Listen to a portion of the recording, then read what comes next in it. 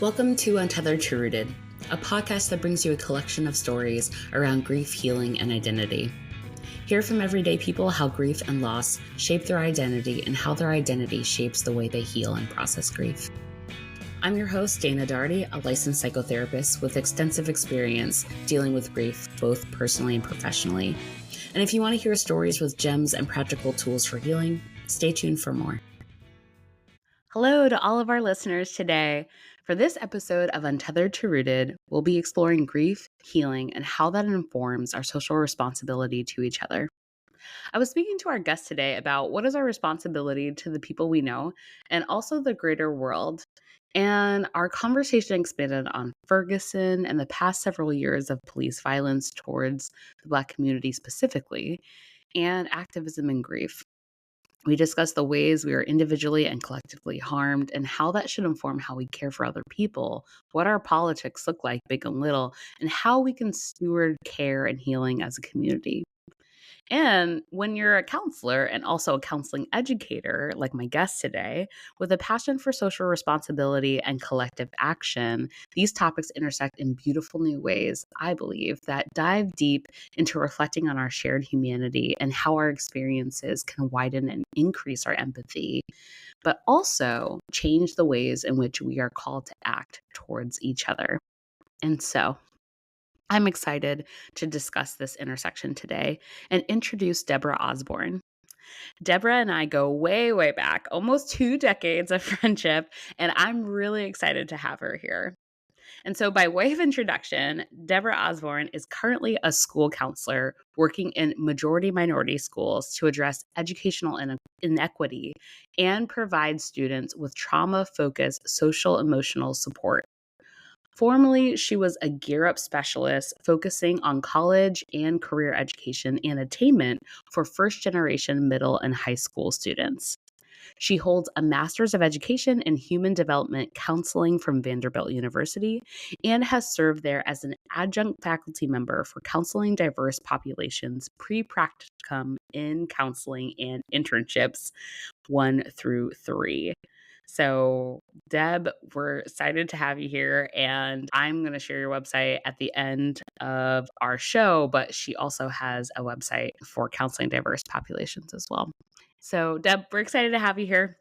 Thank you so much for having me. Of course. And I wanted to ask you, just introduce you to our listeners and ask you just some unique fun facts about yourself. So, what are some identities I think that are important to you, not to Mhm. me, but to you? Yeah. Yeah, I'm a Black woman, and those are probably the most important things to me. And they can't, have tried in the past to pull them apart, and they don't really work for me pulled apart in that way. It's that intersection that really makes my experience on this earth kind of what it is. Yeah. I'm also deeply Southern. I'm from Louisiana. People from South Louisiana would say that I'm from the North. I'm from I'm from Shreveport, Louisiana. But being from the South is deeply important to me. I'm a sister. I'm a friend. I'm a caregiver. And I'm a counselor. And those things all kind of have informed the person that I am now. Thank you for sharing that. Yeah. And I'm wondering what's something maybe or an identity that people may not know about you, but is important for what you'll share today. So I'm a nerd.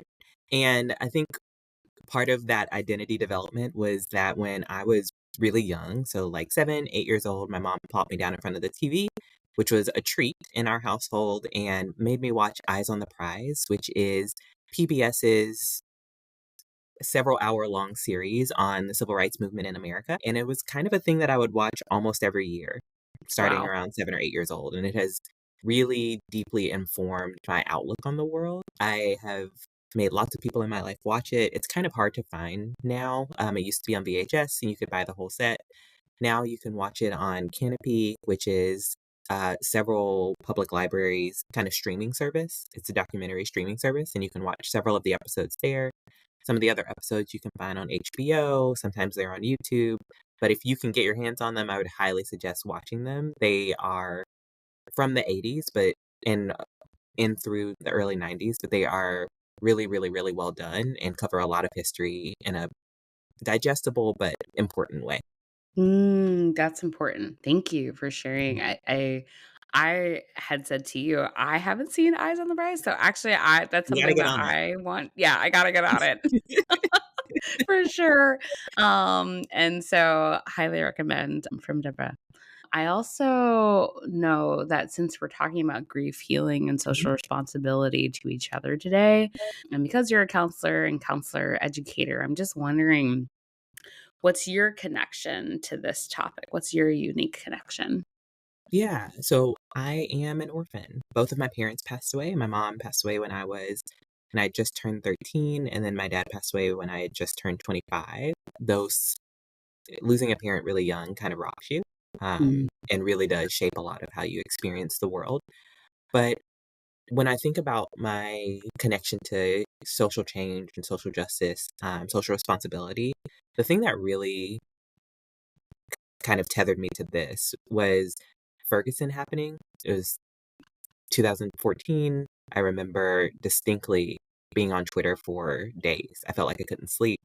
It it really rocked me how much ire was being directed at a movement led by young people mm, to kind of protest one of our own dying in such an inhumane way. And I remember Twitter was something different back then, but I remember mm, distinctly like seeing updates in real time and seeing so many. There was even a person from our college who was there reporting on it. So I remember following him and being mm. able to see so closely what was happening. But I Yeah. also remember distinctly the ways that people from across the globe were responding to it. And it kind of felt the way that maybe it did with Vietnam when we were finally seeing images of what it looked like to harm others in real time on TV. Mm, Even during mhm, the civil rights movement when TV was first starting and being able to see those images and how that galvanized our public. mhm, But I think across the world, I mean, people know who America, they know who we are. But seeing the harm that was being directed even internally kind of shifted things. I remember the way that tear gas was used on protesters and seeing responses from Palestinians on how to handle it. And that kind of connection across world lines, across language, across identity really changed something within me. I felt very drawn to I felt very connected to a movement that maybe I hadn't felt as connected to before. It really kind of galvanized a different understanding of who I am and what my place should be, what my purpose kind of mm. should be. Mhm, mhm, and I'm, like, just imagining all of the things you just already shared about, Eyes on the Prize and then seeing in real time Yeah. this police violence towards the Black community and specifically, in Ferguson and just where you were at also with having lost a parent already, and I'm wondering, like, have how did some of your identities influence how you were processing maybe your own individual grief, but also this, like, new collective grief that we were experiencing when Ferguson happened? Yeah, I think it changed quite a bit, honestly. When I was thinking of when before Ferguson, the my grief felt really small, really local. And it Mm, was, right? It was me, it was my brothers, it was my family, and it was impactful. Ferguson galvanized some things for me about like uh grief outside of my family or outside of myself. It was really disruptive. It was really hard. how But was it disruptive? Do you mind just, like, expanding a yeah, little bit on that? Yeah. yeah. I kind of shut down for Mm, I don't know, 15 years. Obviously, I mean, I identify as a high achiever. Like, school was really important to me. It was something that I could control. It felt like something I could do well in, and it was mm, something I could disappear into, and it didn't require any feelings. Most importantly, it was something that I could just do, and I did it. And I was really grateful to have that kind of distraction. But in doing that, I kind of didn't attend to anything that was going on in my body mm, for years and years and years and years. Didn't cry very much, barely talked about my mom. Yeah, I just kind of moved forward. That was the model I had, and that was what I did. My family's brand of Black womanhood mm, maybe impacts a little bit both on both ends. There's a lot of get up and go. You do the things that you need to do. But there's also a lot of like our funerals aren't quiet. And maybe some places they are, but ours are not. And I don't know that that necessarily mattered with my mom, but it definitely mattered with my dad, being able to like have that outpouring of sorrow Yeah. that kind of allowed space for other things after. I didn't Hmm. have a lot of space before, you know? And then Ferguson happened, and it was the year before my dad died, and so like that new tragedy hadn't happened, but it really did change kind of what grief looked like because it was so large. It was huge, or Mm. it felt huge to me. Like I said, I could see the ways that it was impacting not just Mike Brown and Mike Brown's family, but the entire St. Louis community, the Black community at large in the US, the Black diaspora, and others who were oppressed across the world. Like I could see that it was galvanizing, right? Mm. But it also made me see that grief didn't have to be so individual, Yeah. and neither did action. Like Mm. the thing that you did about it wasn't something that you had to do on your own. And that collective was really eye opening for me to see. Like Mm. I think it also kind of changed me knowing that I didn't have to feel what I felt about my mom, just myself. I didn't really Mm. know what to do with that exactly. Like it didn't change much about how I understood her and my Hmm. grief with her, Yeah. but it did change what I felt like I should be doing kind of as a person. Yeah, I was in school to be a school counselor. I was almost done, and I always knew that I wanted to work in schools where the kids look like me, and that felt really important, and it changed the conversations that I was willing to have with students. It helped me see that how important it was to sit with students in their grief and to share very small therapy's not about the therapist or the counselor, right? It's not about that, but to share very small ways that I had also been impacted by grief so that there was that common ground and students were so much more ready and Mm. open about what they Yeah. were experiencing when they knew they weren't experiencing it alone. And that piece has been something that I've really carried forward. You don't have to, we don't have to be experiencing this alone. So yeah, it changed how I grieved after my dad. Like that grief was so much more immediate because I don't think it was just him, right? Like Mm. we were still in the midst of Ferguson. We were still kind of figuring out what it meant to me be a millennial Black person that felt like you had a target on your back constantly. And so as I was grieving for him, I was grieving my understanding of what it meant to be Black in America. I was grieving the choices that I once thought I would make. And that immediate grief allowed so much more space for other things. I felt like I could do so much more because I Mm. wasn't stuck holding on so tightly to that grief and that pain, which kind of Yeah. allowed me to move forward. So much change for you Yeah, at a lot, once. a lot. Yeah. And I was listening to you and hearing you say about like just how the first time you were met with like kind of the first experience of grief as a 13-year-old, right? That's Mhm. like the thing that you knew was the thing that was present, right? Of school and having to work hard and achieve. And that was sort of like coping, maybe. Yes.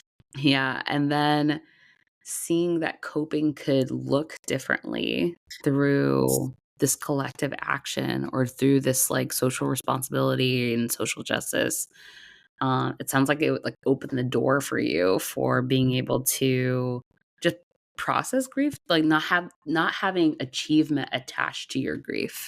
Mhm, And mhm. what you do with the grief. Yeah, it was really different. I don't that's Mm. a good way of putting it because I don't think I've never thought of it that way, but that is correct. Being a high achiever kind of Mm. impacted my relationship to grief and, like, didn't Totally. really felt like I had space to do that, Yeah. until it kind of coalesced, like, everything happened a lot of things happened at once, and it just kind of, like, hit me, and especially when it became more than just about me, um, was a place where, like,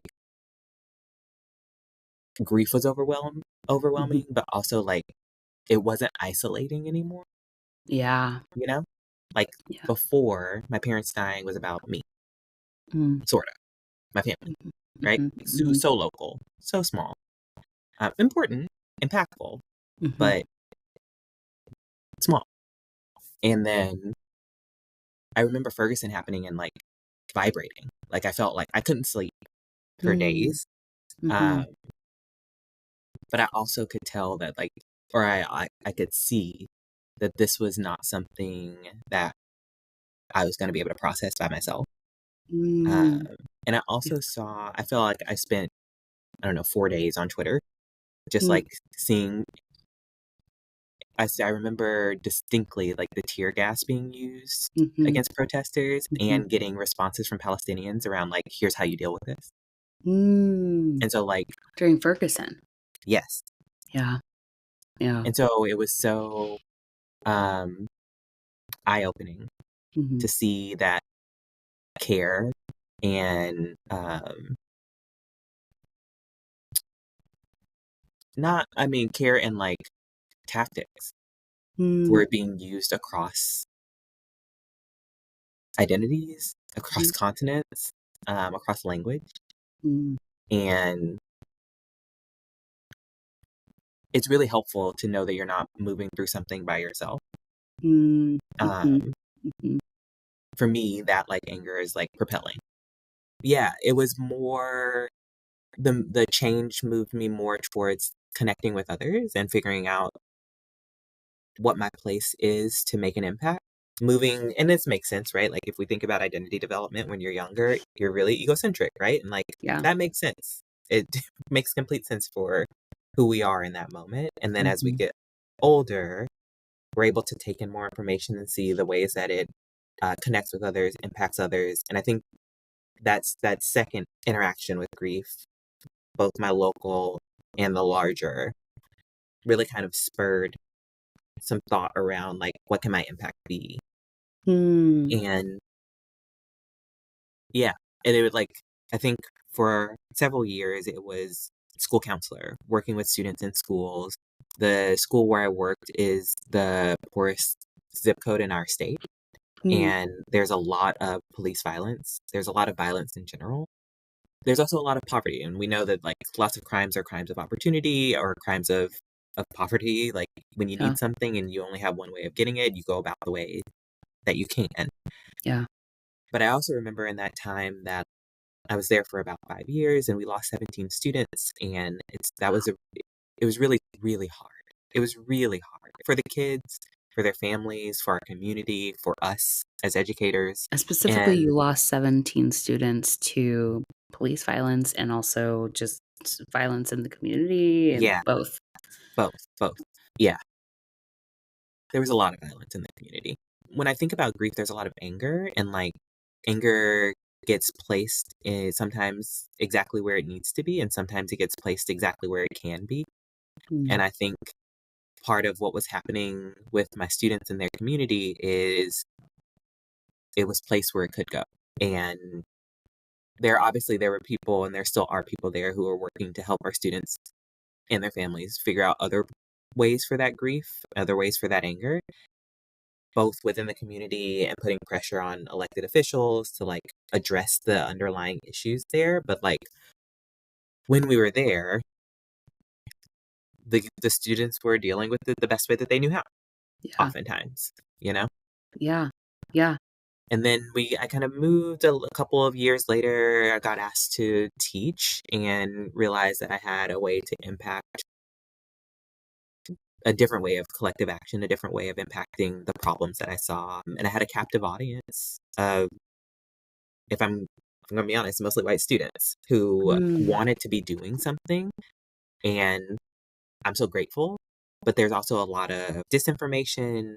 There's a lack of information. And I don't think of myself as an activist, but I do think of myself as an educator. And if I can make an impact in one way, I can learn things and help other people know those things too, right? Wow. And Yeah. a lot of it was my own education. I grew up Black in a particular way in a particular place, and that is not the only way, the only place to be Black in this country. And there are so many things I wanted to learn. And it wasn't just about Blackness, but it was about, what does it mean to be Latinx? What does it mean to be Asian American? What does it mean to be LGBTQ? And all of the intersections that come along with that. there's so many things that I needed to and wanted to learn so that I was not harming as I went Mm. forward in whatever it was that I wanted to do. And I was in a place that I could take what I was learning about how not to harm and give it to other Mm. people so that hopefully more of us will be working hard to not harm as we Yeah. continue on whatever it is that we want to do. Powerful. Like, just I'm hearing, like, this journey of you of education and learning being this door to be able to also just think about how you wanna act towards other people, but, Mhm, like, the grief piece of this too mhm. is that not that you have to do anything with your grief either, Right. I think that, but Yeah. that you could, but that there were other ways of, like, expressing it. Yeah, and Mhm. it sounds like that was, like, a connecting being able to learn more, and, like, that was something that was already a habit from Yeah, your previous absolutely. way of grieving. Yeah. Yeah. Yeah, I think that's right. It's like, I don't have to do anything with my grief. Nobody Mhm, has to do anything with their grief, just like you said, mhm, but I I think with Ferguson, I could see so clearly I could see so clearly that we were both hurting, right? And we were hurting because from my point of view, we were hurting because there have been centuries where our nation kind of hasn't dealt with the harm it's caused and the harm that has been enacted upon us. yeah. And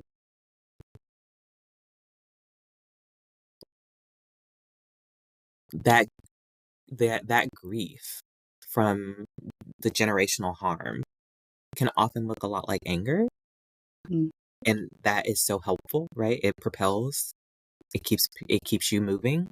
mm, And so I'm always grateful to that, right? It allows those of us who have been harmed or those of us who are hurting some outlet for that. And it doesn't always have to be that, right? Like maybe for me it was really helpful to I mean I was a very angry child. Like I will say that after my mom died, I had that was my primary emotion was moving forward and moving forward kind of in spite, like spite for or anger about her leaving and saying, "In spite, well, I can do this by myself." Right? And so, like, that was the thing that propelled me. Now the I can, anger and I propelled, like, didn't. independence, sort of, Yes, is what yeah, propelled yeah. independence. I didn't do anything on my own. I was very well cared for. I was so well loved, but that was the thing that was motivating me, right? And I think that often can be true of communities too if you're unheard for a really, really long time for the grief and pain that has been enacted upon you. It looks like anger, Mhm. reasonably, Yeah. reasonably, right? And that anger is often unheard.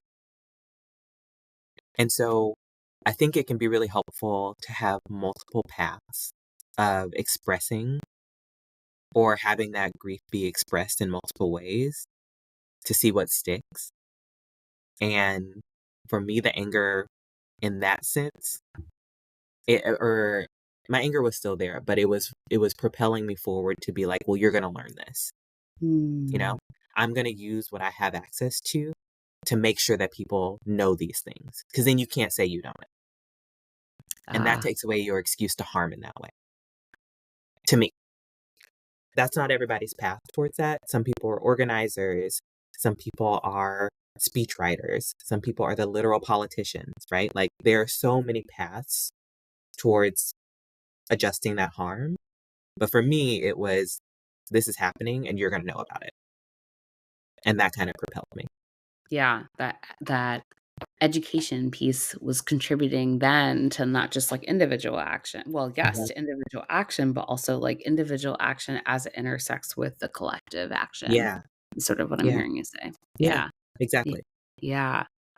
And so, I'm wondering, I'm so appreciative for all you're sharing about like the different ways in which you did or didn't process grief. And I'm wondering, about your identities that influence how you were leaning into healing, with healing as just like a different thing than grief, but related, right? It's something that your grief can like lead to healing.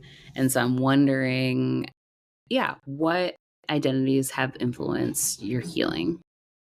Yeah, I think it's kind of been an evolution. So, like, my Black womanhood in my family was what I held on to early on, where it was Mm. you just kind of keep moving forward. Like, things happen, and we acknowledge that they happen. We are sad that they happen. We don't want them to happen. It's a kind of give it to God and keep moving kind of expression. So like And Mhm. ignore and give it Yes. to you. Yeah. Okay. Okay. That's sort of what I was hearing, but yeah. Okay. I honestly don't think that my family members would categorize it that way, but that is what it felt like to me. Ah. Okay. Yeah. Um, and I probably have a different relationship with religion than they do generally, and we can talk about that or not. But like for me, it was absolutely well, there's nothing here that I can be doing about this, but here's the Mm, thing that I can be doing, and so I'm gonna do that. And that kind of bypassing. moved forward. Yeah, Hmm. like almost a spiritual bypass of your grief, which is a term Yeah, that. it wasn't intended to be. I definitely don't, but the way that religion and spirituality landed for me, it didn't work for me. But I will say that now my Black womanhood kind of detached from my family or like evolved, perhaps evolved makes more sense because it's different with my generation of Black girl family, but also my Black female friendships where grief is really different and healing looks really different. There's a lot of acknowledgement, there's a lot of community available and offered and not quite required, but really, it's enticing. I want to be there. It's Mm, safe, it is comforting, it yeah. is beautiful, and it is caring in a real way. So, it has looked like being told when I'm wrong. It has looked like quiet care. It has looked like sitting with me. It has looked like phone calls and texts. It has looked like getaways. It has looked like texting articles, sending memes, all around like our collective experience of Black womanhood and the Mm, ways that it intersects in different ways. Does that intersect with work? Does that intersect with a partner? Does that intersect with Black men? They're all sorts of things. But that that has looked like healing. It looks like truth reflected back to you. And I'll also say I have a Black female therapist now, and that has also helped because yeah. friendship is great, but friendship is not therapy. And there are some things That's that I important. cannot do with my friends that I have to do with my therapist. Yeah, that's important to say. Yeah. Absolutely. Yeah. Yeah. Yeah. One thing I wanna dive into that piece about your therapist, and clearly, as we're both therapists, but I I want to really just highlight, and ask you about this evolution of, like, the brand of your Black womanhood, like, where Mhm, did it I'm hearing so much of, like, where it is now, and mhm, that there's accountability, and there's truth, there's honesty, there's quality time, there's enjoyment. Where where did your brand of Black womanhood evolve mhm, from? Like, what was it what was it, mhm, originally when you were growing up, when mhm. you were experiencing grief and healing and maybe even social responsibility? Yeah. That's a really good question. There are some parts of it that, if I'm honest, I don't remember super well. The women that I was raised around were all brash and took great care to make sure that you know how they felt in really lovely ways and in sometimes not so lovely ways. Do you have an They example? My grandmother suffered no fools, Okay. generally, including us, and so we got it together. Quiet when we were with her, we got it together. But there was also, I mean, I did touch on this. There was a real reliance on God in a way that kind of looking back. I don't think it felt this way in the moment, but looking back did seem kind of neglectful of truth sometimes. Ooh, say more. Yeah, it felt like giving it to God was it was very powerful for my grandmother, my mom, others in my family, but it also felt like that was in place of sometimes medicine, in place of perhaps we were holding on to relationships that maybe we didn't need to. I don't know, it didn't feel real enough to me. Mm, It didn't feel it felt ephemeral. Like I mm, couldn't quite grasp it. Like it didn't feel tangible. It didn't feel real to me in a way that it very clearly felt to them.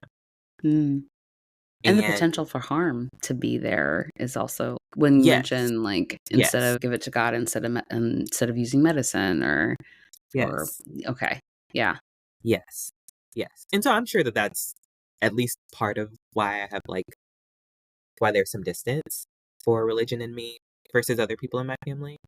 But I see a lot. I saw a lot of real strength in the Black women that I grew up around, Mm, in the ways that they created and maintained our family community and our larger social community. Like they were very involved in church and how that impacted children and making sure that people were fed and bringing people together, and like that was beautiful and wonderful and truly did provide a place for people to come and get what they needed. I just couldn't find what I needed there, if that makes sense. yeah. Uh, I was hearing it's not like, there's something missing that yeah, there didn't was something fit for missing for me. you. Yeah, in Yeah, the same way. Mhm, yeah. And so mhm. I've moved where I think my grandmother, my mom, and others in my family found real community in the church. I have found it in my friends. Mm, yeah, yeah. And that has led to then healing or, like, Yes. ability, the space and the potential to be able to heal. Yes, because Okay. I don't feel like I'll fall. Like if something happens, and that's I mean, that is my girlfriends, that is also my partner. Like I have the support that I need to fall apart a little bit more now. Now, Mm. do I do it? No. But I could. I could. It's The there. potential for that is there. The potential for that is there. And I I didn't hear feel that. that for a really long time. Ah, yeah, So yeah, it makes healing easier. yeah. Well, and so part of that, actually, I'm curious to know, and I think I've asked many of my guests this too, is like I'm wondering about ways you've learned to hold and process grief, or just like rituals or traditions or ways honor your grief. And maybe what I'm hearing is maybe there wasn't a lot of that growing up, but Almost none. yeah, and so maybe that's something that I'm wondering when that came about for you to start Mhm. thinking about that. Probably like 3 years ago in therapy. Truly. Yeah. There has been a lot of going back and talking to my inner child and helping her hear what she needed to hear and just sitting kind of with her when I felt really alone, often in my grief as a child. It didn't feel like anybody else was feeling it the way that I was. And so I just kind of kept it to myself. Um, and so going back and acknowledging, working with that, it is also realizing that I can trust others. That has been a huge aspect of healing because it was an early lesson that I felt like I learned that I had to do things on my own because I was the only person I could trust to Yes. not leave, and getting to a place where I don't have to feel that. And part of that is my relationships with my friends maturing and being able to talk about that a little bit more. Not even just for myself, but I think at least the friends that I've collected have a similar streak of independence, and maybe we don't have to. Yeah. Yeah. Maybe we can each be what the other person needs, you know? I think it's also reimagining what relationships can and should look like generally. And are the most important relationships, do they have to be family? Do they have to be partners? Do they have to be anything. Like, can we be the people who decide? And that has been really helpful for my healing, is letting go of some expectations and helping to build up some others elsewhere. Yeah. Um, and also, it is a real work in progress. I am not great at it. I've had essentially 33 years to do things the way that I have done them. And it's like walking a well-worn path, and Mm, trying to go off that path can feel really hard and really scary. And so, sticking a toe out every once in a while and trying to figure out if I can test that. Will that land hold me? yeah. And it's hard. Yeah. Yeah. I'm just hearing like so many intentional ways of connection, of Yeah. connecting and connecting in with community and really shifting. I'm hearing this big shift. If there's like a theme I'm hearing is a shift from like the individual processing and the Yes. individual Yes. healing to like really finding it in this collective healing, in the collective, Yes. and in our care for each other, and in community, and especially, when I'm sure that probably informs how you think about social responsibility, but maybe how you Mhm. like how what that looks like in practice, since we're talking about Mhm. like routine and practices. Yeah. Mhm. Yeah. It's deeply important to me to make a world that's better for our youth. Mm, And I think we all hear that it's really their world to change. And I think that that's selfish and also cruel. It may not be that we are the ones who are making this world bad, but we are here, which means that we can still impact the way that the world is. yeah. And I deeply, deeply believe that we, as adults, it is our job to make the world safer and better for the youth. They deserve better than what they have. And so part of this change has been taking away excuses that people have around saying, "Well, I didn't know." Okay, well, let me tell you, because then you can do something different, right? And I can do something different because there's so many things that I don't know. I'm sure I'm still harming in ways, but I am looking and I check in. I can talk to students and say, "Hey, did that land well with you?" Or, "Can I talk about this differently? I want to make sure that you are okay in here." I want to and when I say in here, I mean my office, I mean this school, I mean our community. I know that I, as an individual, can't impact all of those things as quickly or at all, but I can be doing something to make this world better for them and also for us, right? Like, I'm still living here. I want a better world for me too, but it is deeply important to me that my nephew, that my niece, that the students at my school, that the students that I don't know across the world have a safer world than what they currently have. Yeah, it's just such a value of care for the other. Yeah. Right. Yeah. Well, if I'm honest, part of it is what I wish people had thought about for us as Oof. children. Say more. Yes. We we all deserved better. Mm, We all deserved better as children.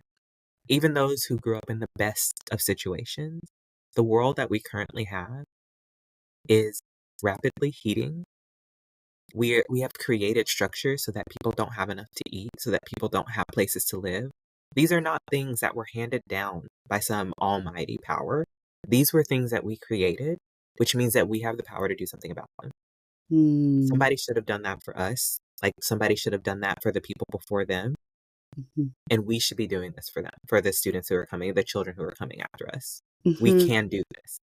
mhm. I'm hearing you really like lean into like the gap of care, really. Like there and I appreciate like you saying like obviously there's a spectrum of people who maybe receive the best and yet and Yeah. also there is still this how do you lean into even more care of other people, of like Yes. our collective. Mhm. Yes. Because when you have enough, I deeply feel like it is our job to make sure that those who don't have more.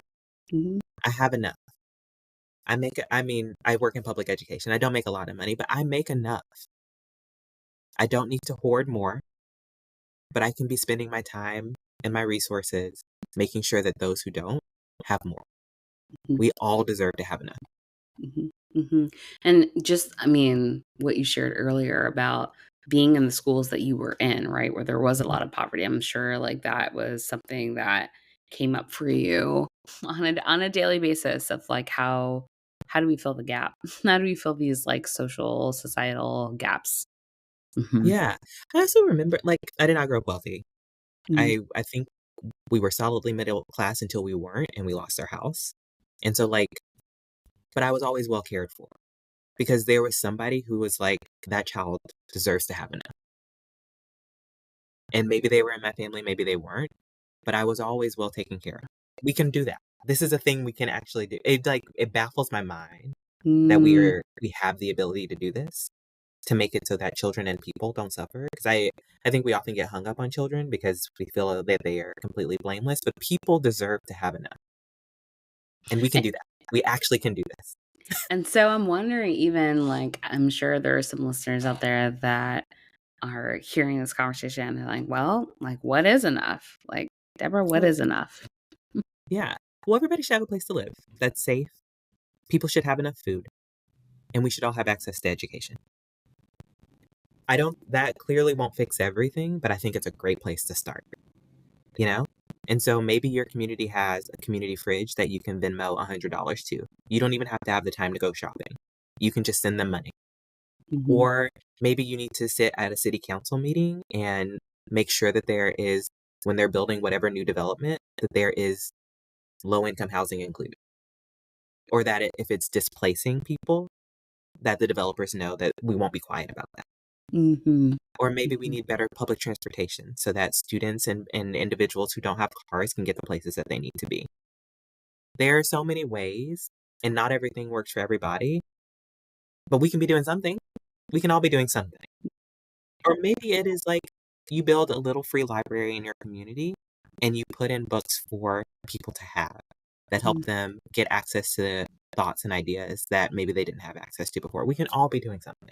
Mm. I appreciate you highlighting some of these, like, tangible ways because 'cause I'm sure that was sort of a question that might be in some listeners' mind. Is like, "Okay, well, this sounds good, like, how do I even contribute to enough or contribute to what feels like, will there be enough?" You Mm. know?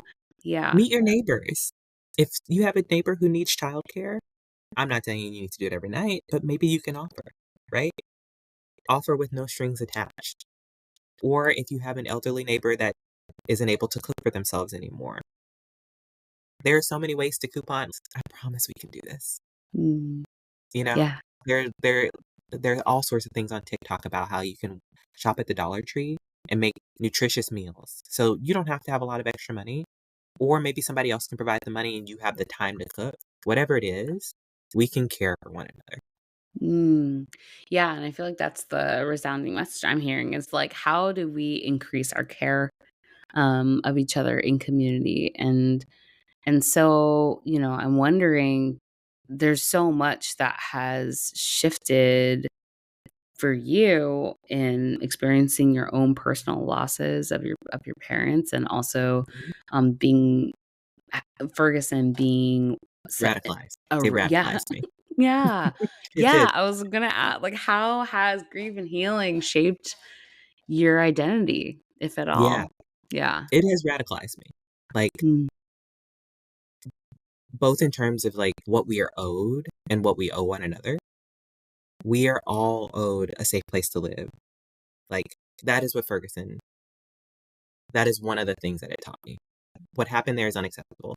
What happens anytime we are gunned down is unacceptable. Even amongst ourselves, like we can figure out other ways of managing conflict. There are people in yeah. our community who have the tools. We can do this, right?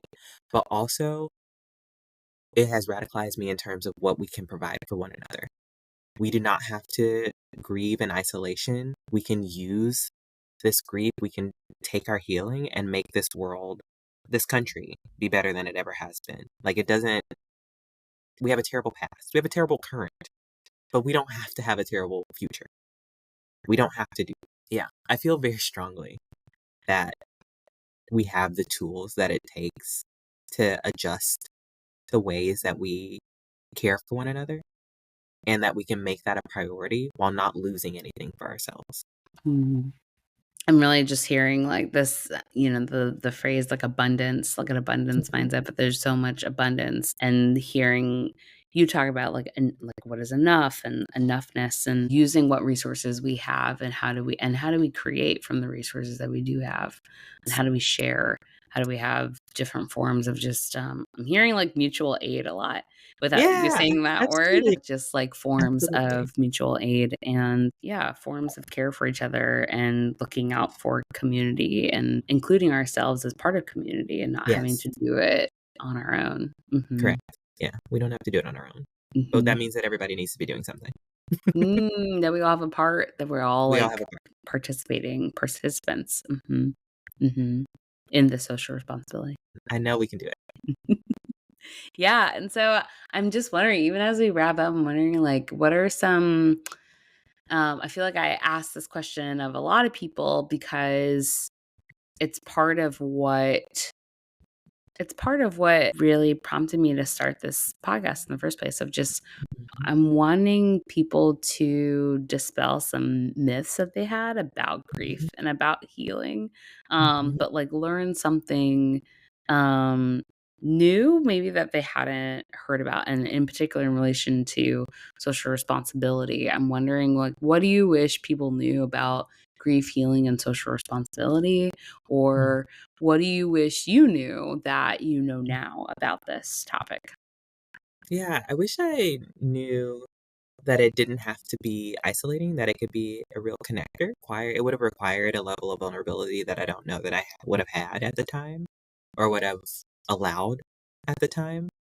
But I think had I leaned into sharing what I was experiencing, if I had found places that I could have shared what I was experiencing, I wouldn't have felt so alone.